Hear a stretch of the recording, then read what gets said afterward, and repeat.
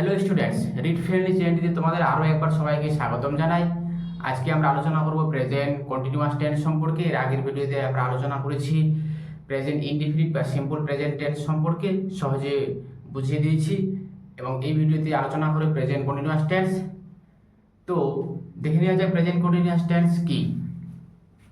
দেখো, present continuous tense অর্থাৎ বর্তমানে যদি কোনো কাজ হচ্ছে বা চলছে বোঝালে সেক্ষেত্রে আমরা প্রেজেন্ট কন্টিনিউয়াস টেন্স করব। বর্তমানে কোনো যদি কাজ হয় বা চলছে, রানিং অবস্থায় কোনো কাজ চলছে, সেক্ষেত্রে আমরা কি করব? প্রেজেন্ট কন্টিনিউয়াস টেন্স করব।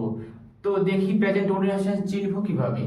দেখো, আমি এখানে কিছু নিয়ম লিখেছি। এই নিয়মটি যদি মাথায় রাখা যায় তবে আমরা প্রেজেন্ট কন্টিনিউয়াস টেন্স অনায়াসে যে কোনো সেন্টেন্সকে করতে পারি এই ট্রিকটির মাধ্যমে।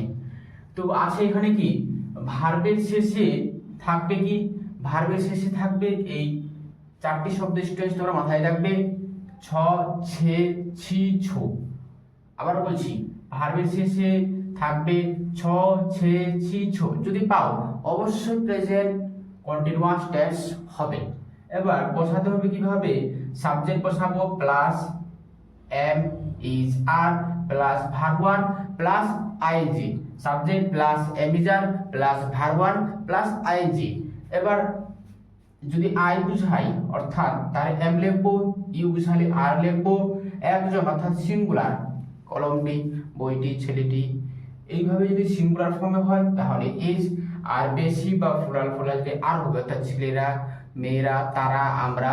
যদি বেশি বুঝায় প্লুরাল তাহলে কি করব? আর করব। তো আশা করছি তোমরা এই জিনিসটি বা এই বিষয়টি বুঝতে পেরেছো। এবার দেখি, আমাদের টেন্স করার আগে সবথেকে সেন্টেন্সে চিনতে হবে এটা কোন সেন্টেন্সে আছে, তবেই করতে পারবো আমরা। তো আমি এখানে তোমাদের জন্য বেশ কিছু এক্সাম্পল নিয়েছি। আছে লিখেছি কি, আমি কবিতাটি লিখছি।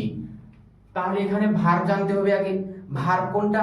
যেহেতু ভার্বের শেষে থাকবে, তা ভার্ব হচ্ছে সেইটাই যেটা অ্যাকশন বোঝাবে, যা কোনো কিছু কাজ করা, হওয়া, খাওয়া, যাওয়া, লেখা হবে, সেটাই হচ্ছে কি ভার্ব। এখানে কাজ করা কোনো হচ্ছে, লেখাটা হচ্ছে কাজ করা, অবশ্যই লেখাটা ভার্ব। তাহলে এর শেষে এই চারটি অক্ষর চেক করব কোনটা আছে। যদি থাকে তো অবশ্যই প্রেজেন্ট কন্টিনিউয়াস টেন্স হবে।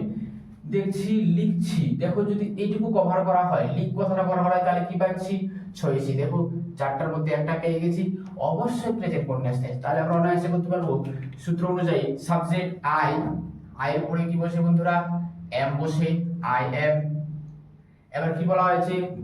ভার্ব ওয়ানের সঙ্গে আইএনজি ভার্ব, এখানে কি লেখাটা ভার্ব, যেহেতু ছয়ছি পেয়ে গেছি, লেখাটা ভার্ব, তাহলে কি হবে? I am. ভার্ব ওয়ানের সঙ্গে কিন্তু রাইট, এর সঙ্গে আইএনজি করব, রাইটিং। বাকি শব্দ যেটা আছে সেটা লিখবো, দ্য পোয়েম। আরেকটা এক্সাম্পল দেখি, লিখেছি কি, তুমি আসছো সেখান থেকে। তাহলে এখানে ভার্ব, কাজ করা কোনটা বোঝাচ্ছে? অবশ্যই আসাটা। এর আগে আবার এই তিনটা শব্দ চেক করব আছে কিনা। দেখি, দেখো আস কথাটা কিন্তু কভার করা হয়, তাহলে পাচ্ছি কি? ছো শব্দটা পাচ্ছি। শেষের শব্দটা কি কোনটা পাওয়া যাচ্ছে? ছো শব্দটুকু পাওয়া যাচ্ছে।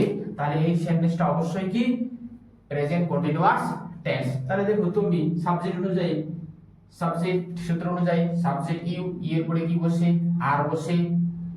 এবার ভার্ব ওয়ান, আসা, কাম, এর সঙ্গে কি করব? আইএনজি করব, coming, you are coming. Subject plus verb one হয়ে গেল। এবার বাকি শব্দ থাকলে লিখতে হবে, না থাকলে লিখতে হবে না। বাকি শব্দ সেখান থেকে, তাহলে থেকে ফ্রম, দেয়ার। তারপর আরেকটা এক্সাম্পল দেখি, তারা পড়ছে। এখানে ভার্ব কোনটা? পড়াটা ভার্ব, কাজ করা বোঝাচ্ছে। আবারও চেক করব, দেখো পড়ছে, সেই শব্দ পেয়ে গেছি।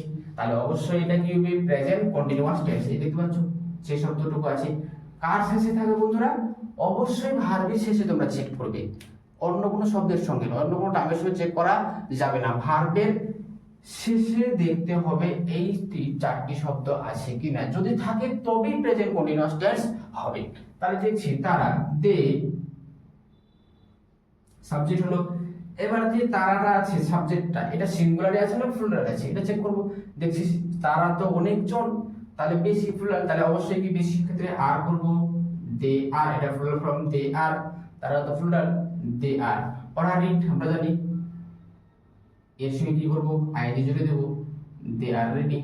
তারপরে দেখছি লোকটি লাগাচ্ছে চারা গাছ। এই সেন্টেন্সে কাজ করা কোনটা? লাগানোটা কাজ করা। এর আগে চেক করব লাগাচ্ছে, দেখো পেয়ে গেছি সেই শব্দটি। তাহলে এটা হচ্ছে কি আমাদের present continuous tense. Subject the man, সাবজেক্টটা আবার চেক করবে সিঙ্গুলার না প্লুরাল। লোকটি, একটি লোক নিয়ে লাগাচ্ছে, অবশ্যই সিঙ্গুলার, তাহলে কি হবে? সূত্র অনুযায়ী সাবজেক্ট প্লাস ইজ হবে, সিঙ্গুলারে যেহেতু ইজ।